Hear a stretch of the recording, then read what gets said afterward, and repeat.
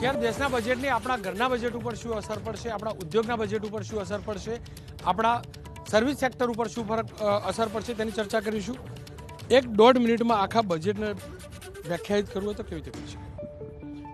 સૌપ્રથમ તો આ બજેટ ખૂબ જ ઝીણવટપૂર્વક બનાવવામાં આવ્યું છે, કારણ કે આ કોવિડના સમયમાં સરકાર પાસે એક લોકોના જીવ બચાવવાનું મોટું કામ હતું. તેમ છતાં પણ નાણાં મંત્રાલયે સરકારના તમામ વિભાગો સાથે ચર્ચા કરી, ઉદ્યોગો સાથે ચર્ચા કરી, કિસાનો સાથે ચર્ચા કરી અને એમની શું રિક્વાયરમેન્ટ છે, એમાં શું નાના મોટા એમને પ્રશ્નો નડે છે એ જોઈ અને એમના પ્રશ્નો હલ કરવાનું. તમે આપ જોશો તો દરેક સેક્ટર માટે કંઈક ને કંઈક નાની જાહેરાતો છે જે દેખાવમાં નાની છે પણ એની આર્થિક ઇમ્પેક્ટ મોટી છે અને લોકોની અસુવિધાઓ ઘટાડવામાં પણ એનો મોટો ઇમ્પેક્ટ છે.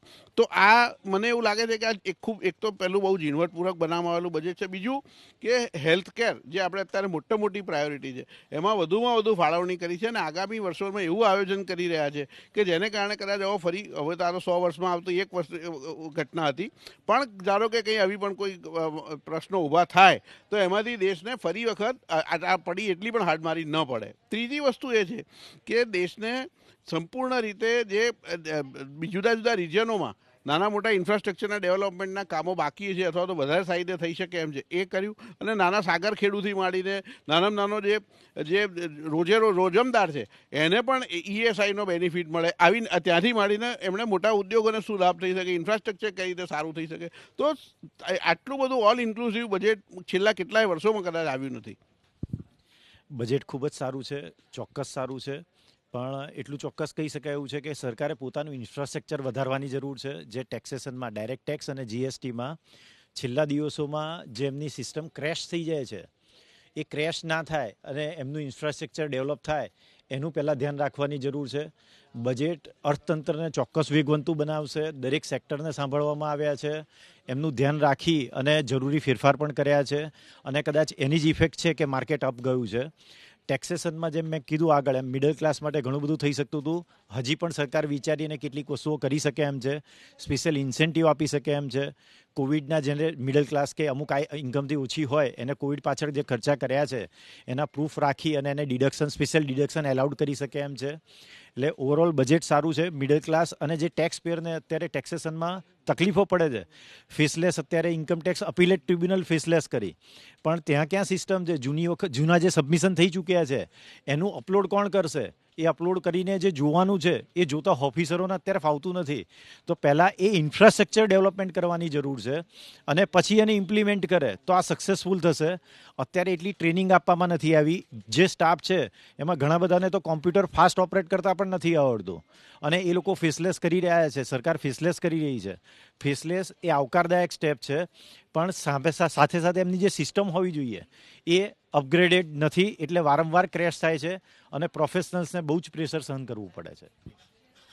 ફાર્મ ક્રેડિટ 16.5 લાખ કરોડ રૂપિયાની કરવાનું નક્કી કર્યું છે, એ આવકારદાયક છે. APMCને સ્ટ્રેન્થનિંગ કરવાની છે. જે પ્રાઇવેટ APMCની સામે જે ઓલ્ડ APMCs છે એને સ્ટ્રેન્થનિંગ કરવાની વાત છે, એ ખૂબ સારી વાત છે. પણ સૌથી પહેલાં બજેટમાં જે રિવર લિંકિંગની યોજનાની વાત હતી એ ભૂલાઈ રહી છે ક્યાંક. અને બીજું MSP ઇન પેરિશેબલ પ્રોડ્યુસ, ખાસ કરીને અમારા પોટેટો ને ઓનિયનમાં એના પેરિશેબલના ભાવો, ટોમેટો છે એ બધાના એમના મળતા નથી ખેડૂતોને. ઘણીવાર એકદમ 2 રૂપિયા 3. તમને લાગે 22 સુધીમાં ઇન્કમ ડબલ થાય એવું બજેટ ખરું ખેડૂતો માટે? કારણ કે ફાઇનાન્શિયલ યર તો એક જ રહ્યું. ઘણીવાર ખૂબ ઊંચા ભાવ થઈ જાય છે ત્યારે પણ તકલીફ તો હોય છે જ. આ જ ડુંગળીના જ્યારે 100 રૂપિયા કિલો થાય છે ત્યારે પણ અવળો સવાલ પૂછાય છે અને જ્યારે 2 રૂપિયા કિલો થાય છે ત્યારે પણ આ સવાલો પૂછાતા હોય છે. પણ એનો ઉપાય છે એ સાયન્ટિફિક સ્ટોરેજ છે અને બીજા દેશોમાં સાયન્ટિફિક સ્ટોરેજ થાય છે અને સિઝન ઓફ સિઝનના પ્રાઇસીસ છે એ નેરો થઈ જાય છે. એટલે એ સાયન્ટિફિક સ્ટોરેજ આપણે ઊભા કરવા રહ્યા. ખાસ કરીને આ MSPની જે પેરિશેબલ પ્રોડ્યુસ છે એના માટે સરકારે વિચારવું જોઈએ. મારા હિસાબે આખું જે બજેટ છે એની અંદર ઘણા બધા જે સેક્ટરને આવરી લેવામાં આવ્યા છે, જેની અંદર સૌથી પહેલો મેં તમને કહ્યું એ રીતે કે એ લોકોએ કોઈ પણ પ્રકારનો એક્સ્ટ્રા ટેક્સ નથી સોંપ્યો. સો એ એક બહુ મોટું ફેક્ટર છે. બીજી વસ્તુ એ કે તમે ઘણી બધી જે ઇન્ડસ્ટ્રીઝ છે, મેન્યુફેક્ચરિંગ ટેક્સટાઇલ લઈ લો કે તમે ઇન્ફ્રાસ્ટ્રક્ચર લઈ લો, તો આ બધી ઇન્ડસ્ટ્રીના બેઝિકલી લેબર્સો જતા રહેલા ને એ લોકોની ઇમ્પેક્ટ મોટી હતી. તો એ લોકોને આવરી લેવા માટે ટેક્સટાઇલ્સ માટે 7 ટેક્સટાઇલ પાર્ક નવા ખોલવામાં આવ્યા છે, જેની અંદર એ લોકોએ ઘણું મોટું ફાળવણી કરી છે. ઇન્ફ્રાસ્ટ્રક્ચર જે સૌથી મોટો પેન એરિયા છે છેલ્લા આખા દેશનો છેલ્લા 7-8 વર્ષથી, એ લોકોને બહુ સરસ રીતે આવ્યા. એ લોકો કોઈ સ્ટેટને બાદ નથી કર્યા કે ભાઈ પશ્ચિમ બંગાળમાં પણ એ લોકોએ પૈસા આપે કે હું આથી અહીંયા આટલા ચૂંટણી આવવાની એ રાજ્યોમાં. ઓફકોર્સ, એટલે કદાચ જો દરેક બજેટ અને ચૂંટણી અને એ ઓવરઓલ સત્તાનો ખેલ છે બધો, પણ આ બજેટ ઓવરઓલ તમે જોવા જશો તો એની અંદર ઇન્ફ્રાસ્ટ્રક્ચરને ઘણું મોટું માન આપવામાં આવ્યું છે. ખાસ કરીને ઇન્ફ્રાસ્ટ્રક્ચર સિવાયનું તો ટેક્સટાઇલની અંદર મેં તમને કહ્યું એના સિવાય તમે જોશો તો આઈપીઓ જે LICનો આવે છે એ બહુ મોટો છે. ઇન્સ્યોરન્સ જે આજની તારીખે ફક્ત 3% 4%નું પેનિટ્રેશન છે આપણા દેશની અંદર. હું તમને એક સિમ્પલ રીતે સમજાવું તો એક માણસ કમાય ને એની પર 4 લોકો નિર્ભર હોય, કમાતા વ્યક્તિની મૃત્યુ થઈ જાય તો બાકીના 3 લોકો ગરીબી રેખાની નીચે જતા રહી છે. તો આની માટે વધારે પેનિટ્રેશન કરવા માટે એ લોકોએ જે 49%નો હતો, જેમાં કંટ્રોલિંગ ઇન્ડિયન્સની જ રહેતી હતી, જે એ લોકોએ ફોરેન ડાયરેક્ટ ઇન્વેસ્ટમેન્ટને 74% સુધીનો હિસ્સો આપ્યો છે. સો મારા ખ્યાલથી આ બી એક બહુ મોટું પહેલ છે. જે પણ આ સરકાર કાર્ય કરી રહી છે એ પાયાનું કરી રહી છે, અને મને લાગે છે કે આ બજેટમાંથી ઘણી બધી સારી વસ્તુઓ હું લઈને જ આવું છું. સાહેબ, મને એક એવું નથી સમજ પડતી, ના હું બજેટને રેટ કરી શકું એવો વ્યક્તિ છું, પણ અમારા શેર બજારમાં એવું કહેવાય કે ભાવ ભગવાન છે. અને જે પ્રમાણે અત્યારે ભાવ બતાવી રહ્યો છે, બજેટ આવ્યા પછી 4% પ્લસ છે, એ તો એવું જ બતાવે છે કે દેશે અને ઇન્વેસ્ટરોએ બજેટને ખૂબ વધાવ્યું છે અને આવકાર્યું છે. બજેટની ડિટેલિંગ ના આવે ત્યાં સુધી જે મેઇન પોઈન્ટ કીધા છે એના આધારે આપણે કંઈક કહી શકાય. જે આમાં સૌથી વધારે ચિંતાજનક બાબત એ છે કે આમાં nominal GDP to date ratio જે 52.7% છે, મતલબ તમારા જીડીપીના 52% તો તમારો કર જ છે, એના વિશે કોઈ વાત કરવામાં નથી આવી કે એમાં કઈ રીતે ઓછું થશે, શું થશે. પ્લસ એમાં એક વસ્તુ કહેવામાં આવી કે ભાઈ અમારું રાજકોષીય ખાધ વધારે છે, તો એના માટે અમે 12 લાખ કરોડ માર્કેટમાંથી બોરો કરીશું. આ બોરોઈંગ બધું વધતું જઈ રહ્યું છે. તમે એક્સટર્નલ મતલબ વર્લ્ડ બેંકથી તમે લીધું, તમે એશિયન ડેવલપમેન્ટ બેંકથી લીધું, હવે બજારમાંથી લેવામાં આવી રહ્યું છે. પણ શું એનું એકચ્યુઅલ એપ્લિકેશન મેન્યુફેક્ચરિંગ સેક્ટર તમે વાત કરો, સર્વિસ સેક્ટર વાત કરો, એને ઉપર લાવવામાં થશે? તો હા, એક વસ્તુ જે વસ્તુઓ સસ્તી થઈ છે, જેમ કે લોખંડ, સ્ટીલ, તાંબુ સસ્તા થયા છે, તો આપણે એવું આશા રાખીએ છીએ કે આ બધું મેન્યુફેક્ચરિંગ સેક્ટરને, ઇન્ડસ્ટ્રીયલ સેક્ટરને સપોર્ટ કરવા માટે સસ્તું થયું છે. તો આ રિફ્લેક્શન થોડા ઘણા અંશે જોઈ શકાય છે, બાકી તો ડિટેલ આવે ત્યારે ખબર પડે. એના સિવાય આપણે વાત કરીએ તો પબ્લિક બેંક, જેને 20,000 કરોડ આપવામાં આવશે, પણ મેજોરિટી ઓફ NPA પબ્લિક બેંકના જ જોવા મળે છે. પ્રાઇવેટ બેંક, પબ્લિક બેંકની વાત કરો તો NPA મેક્સિમમ પબ્લિક બેંકના જોવા મળે છે. તો શું એને સપોર્ટ કરવા માટે 20,000 કરોડ છે કે શેના માટે છે? પછી તમે ઓટો ઇન્ડસ્ટ્રીની વાત કરો તો 2020માં એમિશન નોર્મ આવ્યો હતો, તો એ એમિશન નોર્મને અંતર્ગત 1995ની પહેલાંના જેટલા બી વ્હીકલ હોય એ બધાને સ્ક્રેપ કરવાના. તો એ એક્સપેક્ટેડ હતું કે ઓટોમોબાઈલ ઇન્ડસ્ટ્રી એક્સપેક્ટ કરતી હતી કે એના માટેની કંઈક મોનેટરી સપોર્ટ મળે, તો એ અહીંયા જોવામાં આવી રહ્યો છે. તો આપણે એને એન્વાયરમેન્ટના પોઈન્ટ ઓફ વ્યૂથી તમે જોઈ શકો તો તમે કહી શકો કદાચ સપોર્ટ કરવાનો એક પ્રયત્ન છે. બીજું વોટર માટે બી વોટર અથવા કચરા નિકાલ એ બધા માટે થોડા ઘણા સપોર્ટ મળી રહ્યા છે. તો આપણે વાતાવરણ કે એન્વાયરમેન્ટની દ્રષ્ટિએ જોઈએ તો કદાચ એક સ્ટેપ આગળ વધવાનો પ્રયત્ન થઈ રહ્યો છે એવું કહી શકાય. કયા એવા સેક્ટર જે કવર કરવામાં રહી ગયા? કયા એવા સેક્ટર જે કવર કરવામાં રહી ગયા? I think majority of the sector cover થઈ ગયા. ખાલી આમાં જે ફિસ્કલ ડેફિસિટ અને પબ્લિક ફાઇનાન્સના પોઈન્ટ ઓફ વ્યૂથી જોઈએ તો એની ડિટેલિંગ બહુ નથી કરવામાં આવી. મતલબ હું એ ના કહી શકું કે કેપિટલ એક્સપેન્ડિચર આટલેથી આટલું વધ્યું તો એ કયામાં વધારશે, અથવા રેવન્યુ એક્સપેન્ડિચર જે બજેટેડ હતું, જે રિવાઇઝ હતું અને એના પરથી બજેટેડમાં વધ્યું 30,000 ક્રોર્સથી 34,000 ક્રોર્સ કર્યું, તેમાં કયું સેક્ટર કરશે એની ડિટેલિંગ થોડી કરવામાં નથી આવી. તો એક અર્થશાસ્ત્રની દ્રષ્ટિએ થોડું એ ડિટેલ વધારે મળે તો તમે એનાલાઇઝ કરી શકો. બેને જે બોરોઈંગની વાત કરી ને સરકારની, એ બાબતમાં હું એક સ્પષ્ટતા કરવા માગું છું કે આજે પણ ભારત સરકારનું borrowing as percentage of GDP 69% છે, યુએસએનું 160% છે અને જાપાનનું 238% છે. એટલે આપણે તો બોરોઈંગ સરકાર મિનિમમ કરે છે અને વ્યાજનું વર્ડન છેલ્લા 7 વર્ષમાં લગભગ નહીવત વધ્યું છે, ઇન્ફ્લેશન કરતાં ઓછું વધ્યું છે. સરકાર દેવું નથી કરતી. નથી કરતી.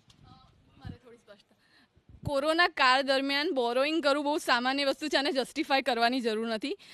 સેન્ટ્રલ ગવર્મેન્ટ 40% કરી શકે છે, સ્ટેટ ગવર્મેન્ટ 20% કરી શકે છે, એટલે 60% ઓફ જીડીપી અલાઉડ છે. અને કોરોના દરમિયાન તમે એક્સપેક્ટ કરો કે બોરોઈંગ કર્યું, વાંધો નથી કે બોરોઈંગ કર્યું. હવે તમારા ઘરમાં કંઈ ઇસ્યુ આવે, જેમ તમે વાત કરો કે ઘરમાં શું, તો ઘરમાં કંઈ ઇસ્યુ આવે તો તમે બોરો કરો. પછી બોરો કર્યા પછી એનું પ્રોપર જો યુટિલાઇઝેશન થાય તો તમારી જો ઇકોનોમી ઉપર આવે તો એ બોરોઈંગ વર્થ ઇટ છે. એટલે એ થશે કે નહીં એ જોવાનું રહ્યું. એગ્રીકલ્ચર સેક્ટર માટે જે ગ્રોથની અત્યારે વાત ચાલી રહી છે 22માં આવું થશે તો એ પોઝિશનમાં એગ્રીકલ્ચર સેક્ટરને લાવવા માટે ઘણું બધું કરવું પડશે. જેમ કે આપણા અહીંયા ખેડૂતો વેજીટેબલ્સ છે કે ગ્રેન્સ છે કે ફ્રૂટ્સ છે એનું બહુ સારી રીતે ઉત્પાદન કરે છે. જ્યાં આપણે ઇન્ટરનેશનલ માર્કેટની અંદર કોઈ પણ વેજીટેબલ્સ જોઈ રહ્યા છે તો એની જે ક્વોલિટી ઓફ પ્રોડક્ટ હોય છે, જે કન્ડિશનમાં ત્યાં પહોંચતા હોય પ્રોડક્ટ, એ બહુ સારી કન્ડિશનમાં હોય, જેના લીધે ખેડૂતોનું જે પ્રોડક્શનનું જે વળતર એને મળવું જોઈએ એ મળતું હોય છે. પણ ભારત દેશના જે પણ એગ્રીકલ્ચર ફિલ્ડની અંદર જે પણ પ્રોડક્શન થાય છે, ફાર્મર્સ જે પણ પ્રોડક્શન કરી રહ્યા છે, એને રાઇટ વેની અંદર પહોંચાડવા માટે એકચ્યુઅલી એવા વાન્સની જરૂરત છે કોલ્ડ સ્ટોરેજના, જે પ્રોપર વેની અંદર એક્સપોર્ટ પણ કરીને એના અંદરથી પણ ખેડૂતો અર્નિંગ કરી શકે. અને એના એ જે બજેટ છે ખેડૂતોનું હોતું નથી. એટલે 100% ગવર્મેન્ટને આની અંદર ઇન્વોલ્વ થવું જોઈએ, ખેડૂતો માટે કંઈક કરવું જોઈએ, કોલ્ડ સ્ટોરેજની વાન્સનું અરેન્જમેન્ટ કરવું જોઈએ, જેથી કરીને ખેડૂતો આગળ પડતા આની અંદર વધી શકે. એવી પણ આશા છે. અને ખેડૂતો માટે કોઈ પણ મશીનરી ઉપર બિલકુલ ટેક્સ રહેવું જ ના જોઈએ. થોડી ઘણી અપેક્ષાઓ જે બજેટમાં હતી એ જોતા એવું કહી શકાય કે ઇક્વિટી પરનું ટેક્સનું ભારણ ઘટે એ જરૂરી હતું. ટેક્સના અને આ રીતે જો ન થયું તો ડબ્બા ટ્રેડિંગ વધી જશે. Long term capital gain tax જે છે એ ઝીરો કરવાની જરૂર હતી. બજેટમાં રજૂ થયેલ પોલિસીઓનું જે ગઈ સાલનું જે બજેટ હતું એમાં જે પોલિસીઓ રજૂ થઈ હતી એનું મોનિટરિંગ કરવાની ખાસ જરૂર હતી. અને એ પછી જે આ કોરોનાને લીધે જે કંઈ પણ આપણે સમસ્યા ઊભી થઈ તો એમાં મધ્યમ વર્ગના નોકરિયાત લોકો ને એ બધાના ખાતામાં, જેમ આપણે કમ્પેરિઝન હું એવું ડાયરેક્ટલી કરવા નથી માંગતી, પણ બીજા ફોરેન કન્ટ્રીઝમાં જે આ લોકડાઉન પીરિયડ રહ્યો એ દરમિયાન દરેક સિટીઝનોને એમના અકાઉન્ટમાં અમુક રેશિયો નક્કી કરી અને ગવર્મેન્ટે રૂપિયા ટ્રાન્સફર કર્યા કે જે 3-4 મહિના તમારા ધંધા રોજગાર બંધ રહ્યા તો તમને સર્વાઈવ કરવામાં તકલીફ ના પડે, એમ દરેક સિટીઝનને માથાદીઠ આવક લેખે એ લોકોને ખાતામાં પૈસા સીધા ટ્રાન્સફર કર્યા, એવી રાહતો આપી. તો એવી જો કોઈ સિસ્ટમ આપણા દેશમાં શરૂ થઈ હોય તો આજે જે નાના લોકો જે ખરાબ પરિસ્થિતિમાંથી ગુજર્યા, કે જે લોકોને અચાનક ધંધા બંધ થઈ જવાથી જે ખાવા પીવામાં પણ તકલીફો પડી, તો એ બધું ન થઈ શક્યું હોત. અને last but not the least, organic product પર જે જીએસટી છે એ દૂર થવો જોઈએ અને ઓટો ઇક્વિટી ઈ વાહનો પરની સબસિડી જે છે એ વધારવી જોઈતી હતી. એ બધું જે આ નાના નાના જે પોઈન્ટ્સ છે એ બધાને લીધે ઘણી બધી વર્ગના લોકોને એમાં થોડું ડિસઅપોઇન્ટમેન્ટ જેવું લાગ્યું હશે. ઓવરઓલ બજેટ સારું છે, પણ આની જે એકદમ ઇફેક્ટ જ્યારે આવશે ત્યારે આપણને સાચી હકીકત ખબર પડશે કે આપણે ફાયદામાં રહ્યા કે નુકસાનમાં. આજના બજેટને ધ્યાનમાં લઈએ તો જે પબ્લિક ઇન્ફ્રાસ્ટ્રક્ચર અને ઇન્ફ્રાસ્ટ્રક્ચરમાં જે સ્પેન્ડિંગ અલાઉ કર્યું છે એ બહુ સારી વાત છે.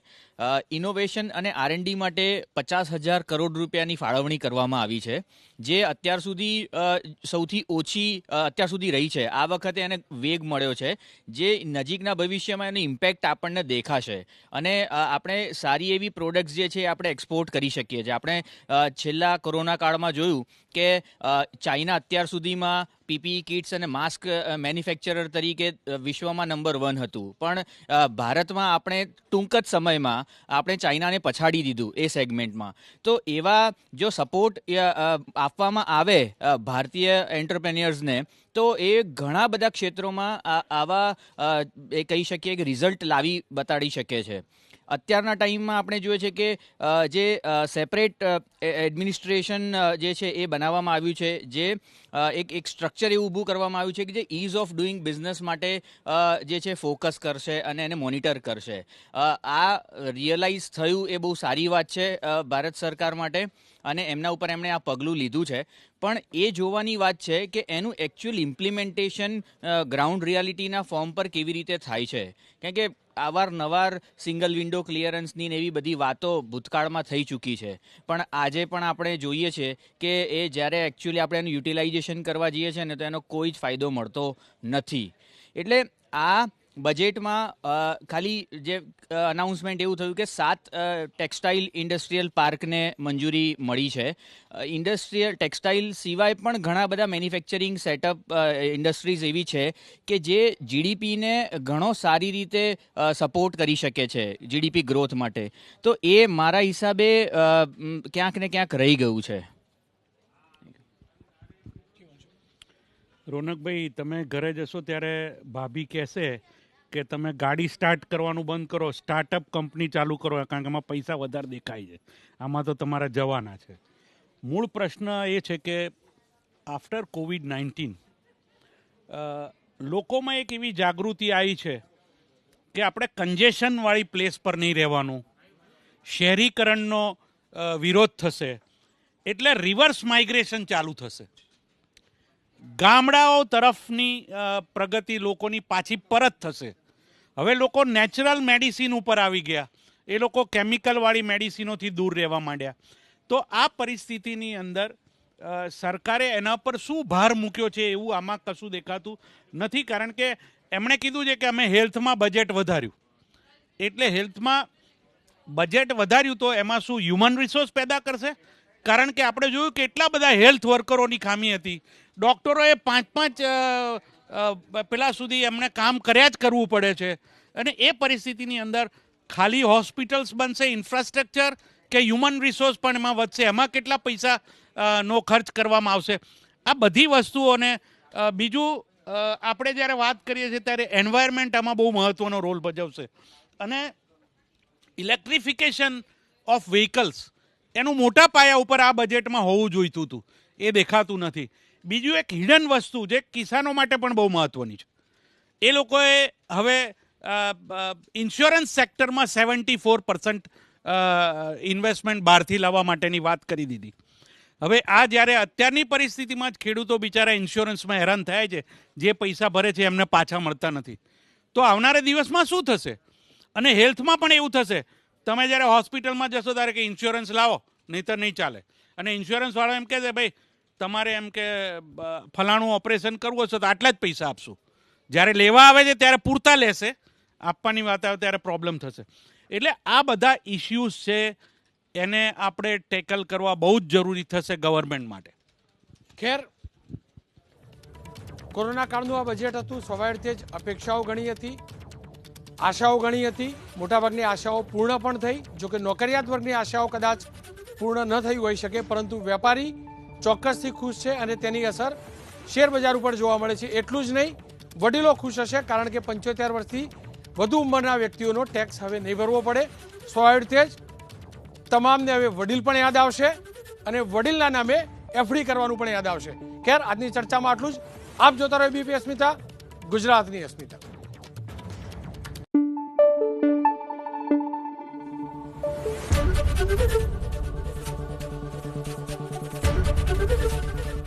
એબીપી અસ્મિતા, ગુજરાતની અસ્મિતા.